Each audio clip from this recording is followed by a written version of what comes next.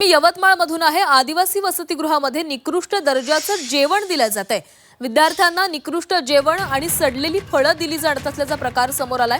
यवतमाळच्या आदिवासी वसतिगृहातील हा प्रकार समोर आलेला आहे। कंत्राटदाराचा घोटाळा असल्याचा आरोप भाजप आमदार राजू तोडसाम यांनी केलेला आहे। यवतमाळच्या पांढरकवडा इथं आदिवासी विकास विभागाकडून चालवल्या जाणाऱ्या वसतिगृहात भोजनाचा दर्जा खराब असून सडलेली फळं दिली जातात। कंत्राटदारानं स्थानिक पोट कंत्राटदार देऊन हा घोटाळा चालवला असल्याचा आरोप भाजप आमदार राजू तोडसाम यांनी केलेला आहे। आदिवासी विकास मंत्री अशोक उईके यांच्या गृह जिल्ह्यातील वसतिगृहामध्ये आमदार तोडसाम यांनी आकस्मिक भेट दिली आणि यावेळी विद्यार्थ्यांनी समस्यांचा पाढाच त्यांच्या पुढे मांडला। वसतिगृहात विद्यार्थ्यांना स्पर्धा परीक्षांची जुनी पुस्तकं दिली जातात, कुठलंही प्रशिक्षण मिळत नाही, नीट भोजन देखील मिळत नाही, अशा धक्कादायक तक्रारी विद्यार्थ्यांनी केलेल्या आहेत।